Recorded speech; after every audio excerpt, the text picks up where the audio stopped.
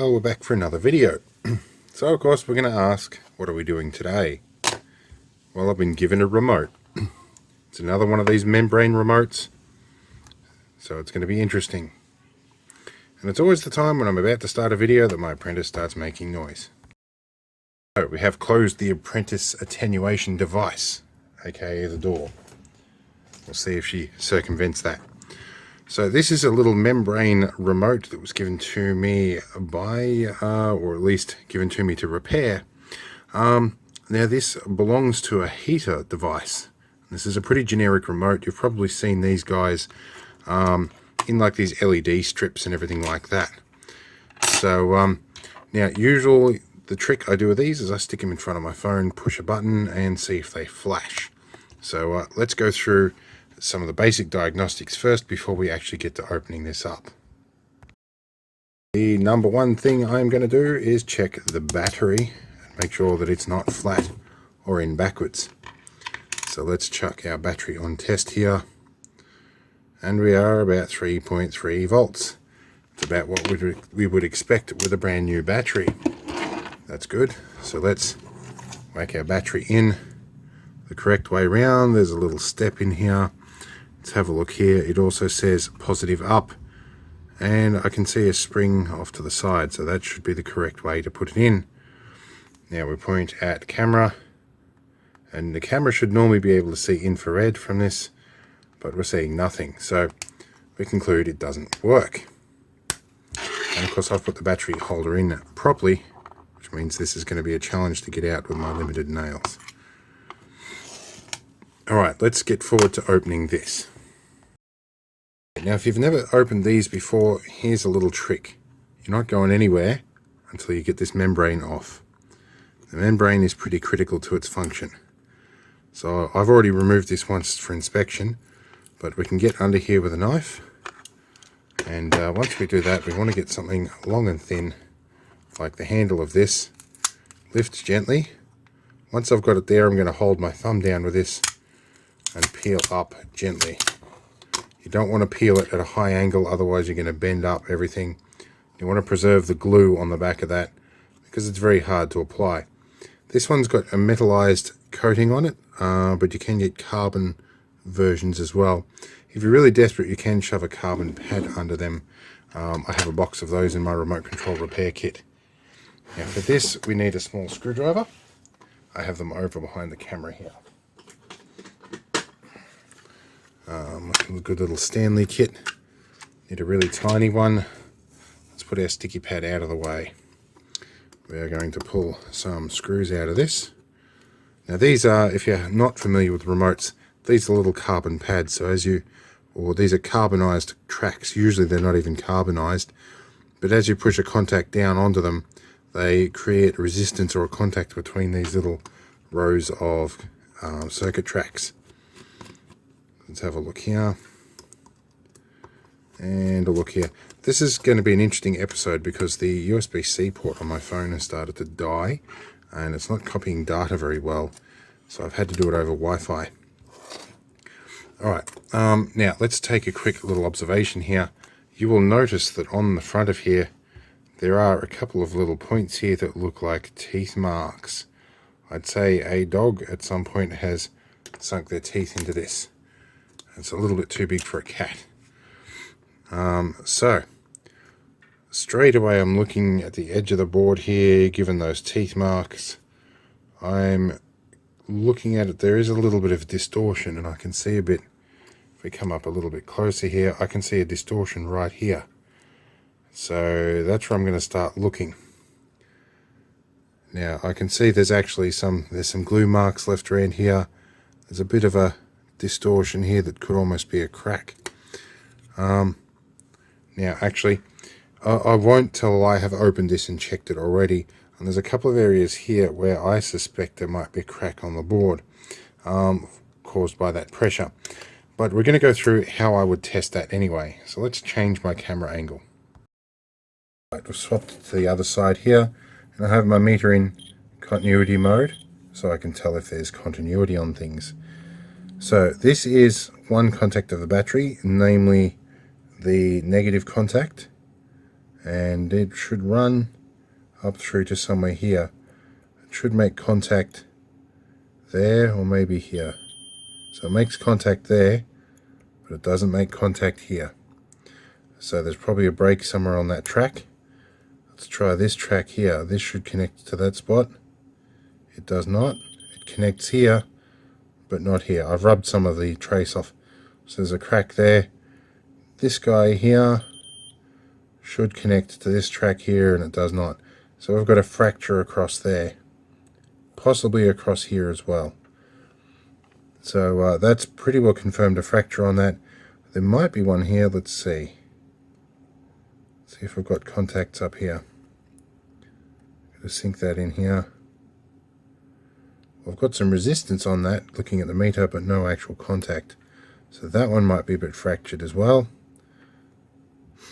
This one here, it could be that these probes are a little bit dirty too. I do use them for everything. So we might have another break in here somewhere as well.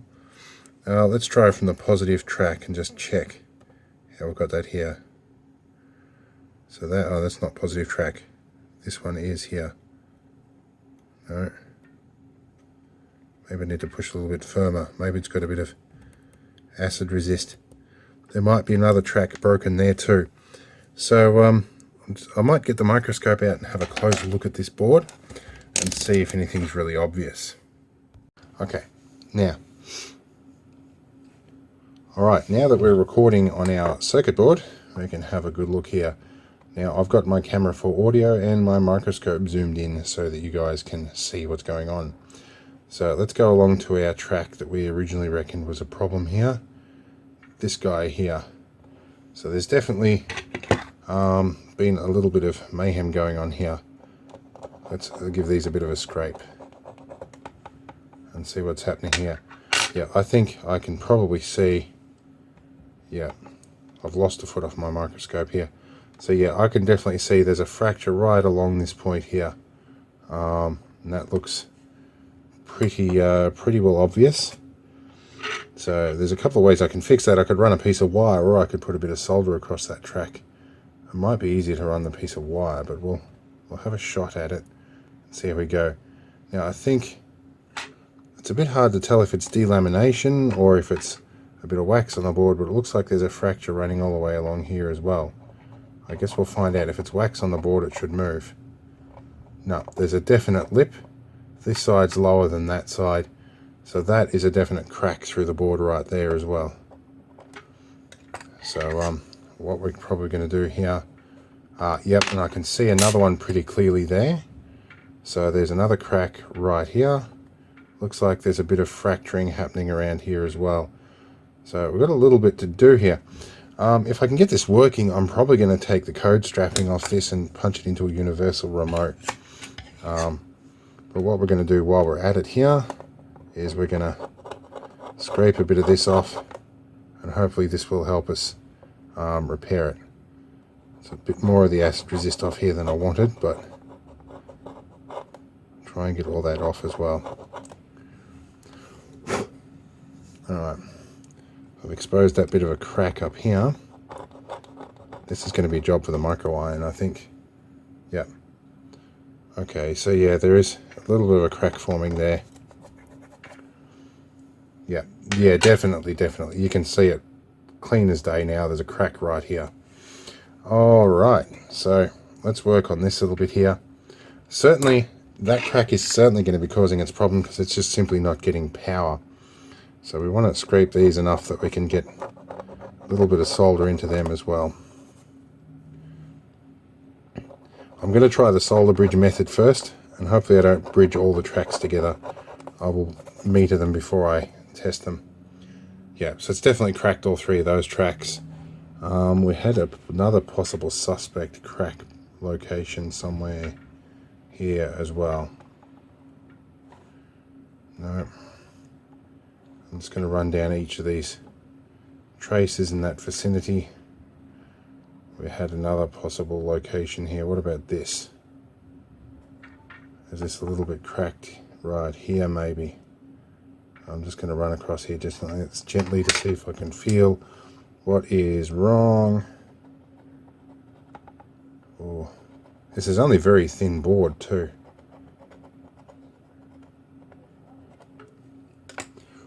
That one is hard to tell. Oh, there might be a bit of a crack there. I'll put a tiny little dab of solder on that and see if that fixes the problem as well. So let's keep going down all of these. That looks okay. That all looks okay. But this is some ultra thin circuit board, this stuff. Here's another nifty little trick we can do too. We'll pull it over to this area here where it's actually clearly fractured, and you can see the fiberglass itself has started to delaminate. But we're going to take this end on here, change our focus, and have a good look at this. And we can clearly see it's been fractured right at that point. So that'll be interesting. Alright, so I think what we're going to do is warm up our iron and have a crack at this. And we'll try and do this on the microscope. Okay, so the next thing we're going to do here in preparation to soldering it, while we're waiting for our soldering iron to warm up, is get a little bit of flux paste here. If I can get it to come out of the tube a bit. No, I've got flux core solder, but for this sort of stuff, a bit of flux paste definitely helps. A little bit there. Alright, that should fix the majority of our issues to start with, is those locations. So we'll start with that and then we'll work with it. So my micro iron's about 390 degrees now. So we're going to get here and we're going to just tin this guy. I'm definitely going to need some fume extraction. Let's get that happening. This is going to get noisy, and one day I'll fix the noise, but you'll have to deal with it for a minute. Alright. Going to get our micro iron under the microscope here. And we want to just start trying to get these guys hot. Alright.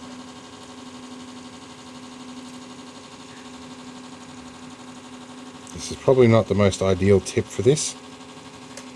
I need to clean a little bit off. I've got a bit much solder on here.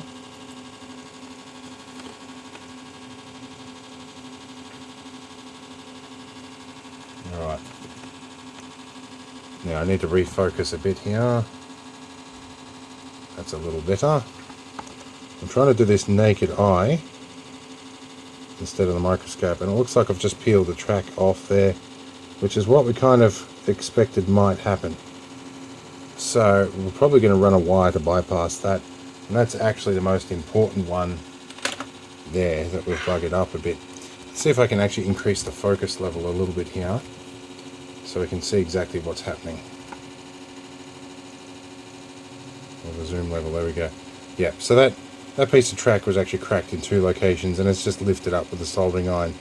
The pieces either side have stayed quite nice and stable. So there's our piece of circuit track there that is just hanging on by a thread. So I could solder you back down again, but I think that might be a bit fraught with danger. But I'll give it another shot. This looks really messy right now, but it will look a little bit better once we clean everything up.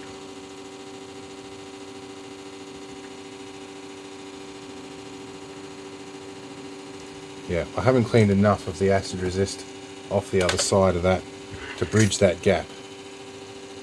So we might... Feels like it's on, but let's get our meter out and check this for a moment. Go around to continuity test mode. Let's go our negative here and test up to where negative comes into the chip, which was along... Well, definitely got continuity there. Okay. I should have continuity in one of these ones, but we don't. At a brief bit, but no, we don't. Okay, I'm going to add a small wire to bypass that entire track. Anyway, in the meantime, I'm going to go over to another area where I put a little bit of flux, which is up here. Where are we? There was a corner where I cleaned it off. I'm a little bit lost at this zoom level. That's that one there, which I don't think is actually cracked, but we'll give it a little touch just anyway. I'm not pleased with how that circuit track came out on the other side. So this one looks like it's gone in a lot neater. That's a lot better. Okay. I need to put another foot on my microscope. That's why it keeps wobbling. Alright, so yeah, we need to clean this guy up. Try a bit of IPA for the moment. And we'll give it a bit of a scrub with a toothbrush. Hopefully before that stuff evaporates. Alright, let's give this a bit of a scrape off here. Alright, so I see where our problem is on this track. There's more cracks further up. So let me get my little pointy thingy up here. So there's still another crack here, and looks like there's another crack right there. So yeah, it might be the wire bypass method might be what I need to do here. So let me find some wire and we'll start bypassing. Right, for bypass trace, I'm going to use some strands of Cat 5 here, conveniently in green.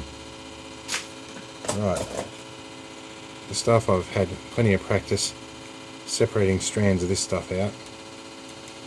So get you all into a single strand. We'll rip that out.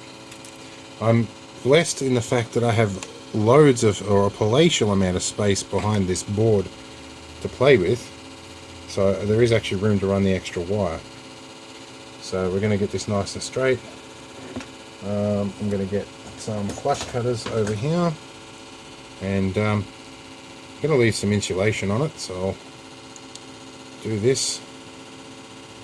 I'll tack one end down first, and then I think I'll route it and then I'll trim it to length.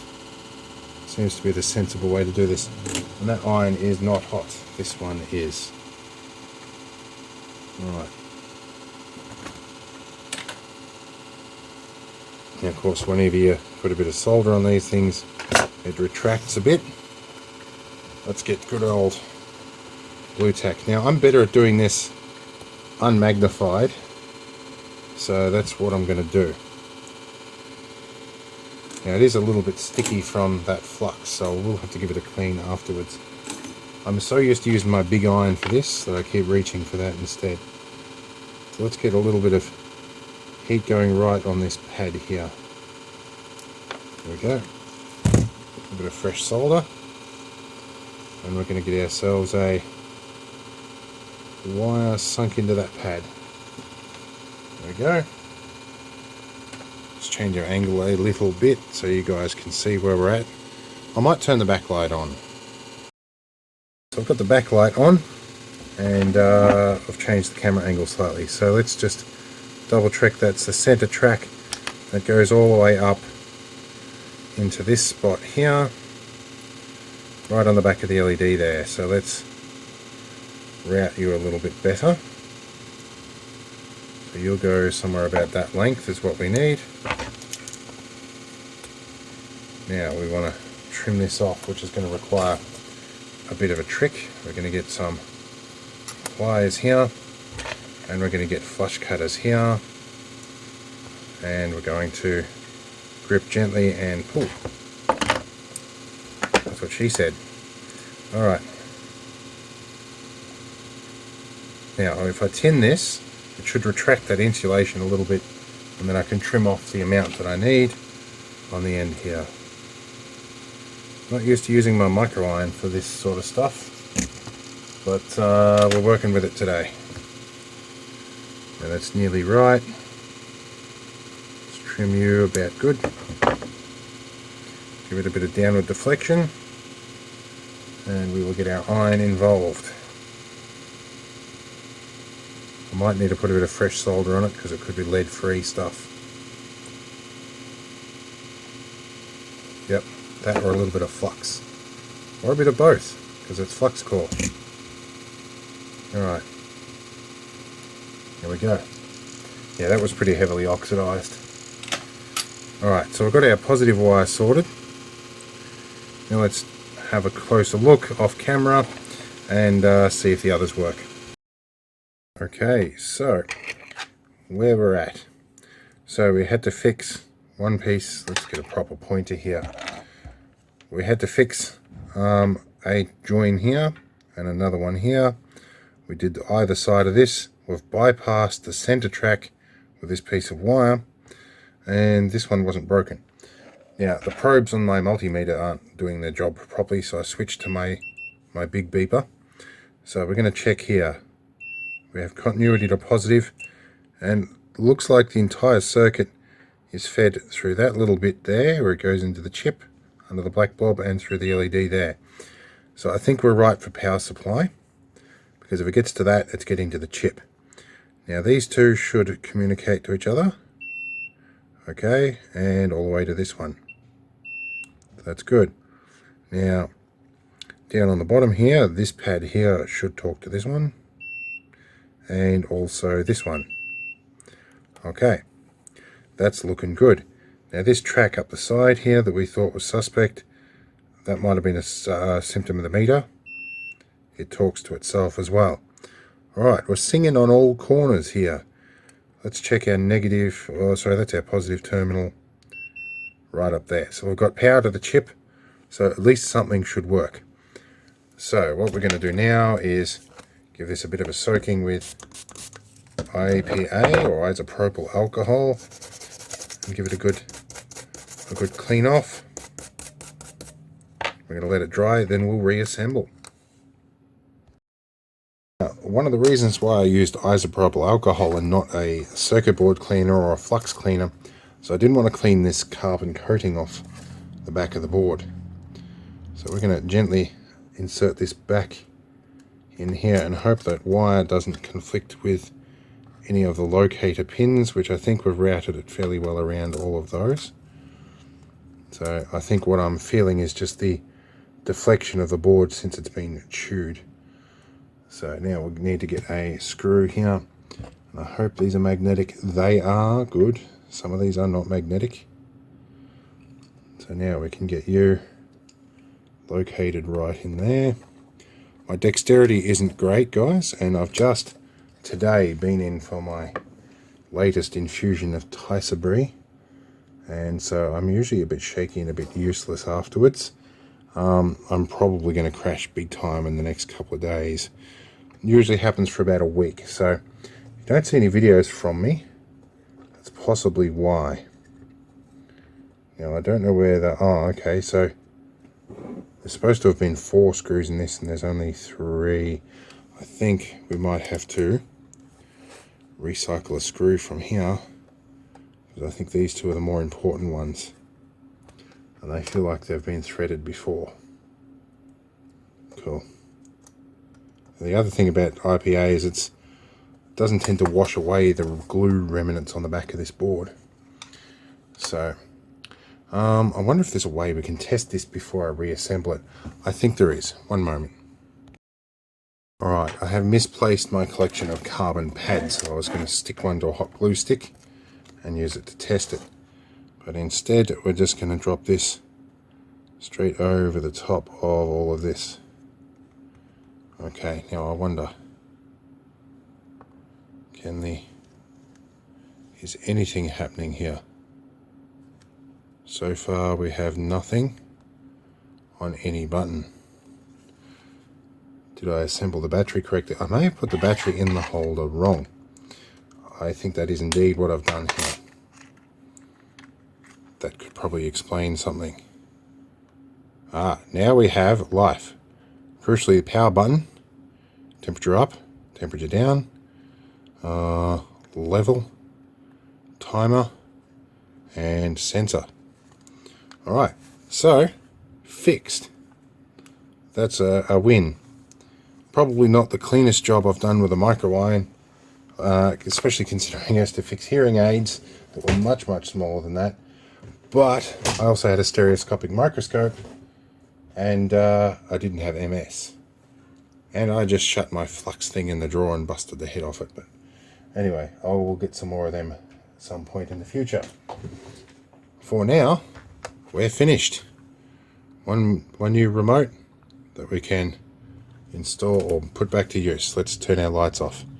Much better, you can see that much more brightly now. That's what you should see on your phone screen if you're testing a remote control. Okay, all good. Hope you had fun. This has been another repair by the Aussie Repair Guy. See you all later.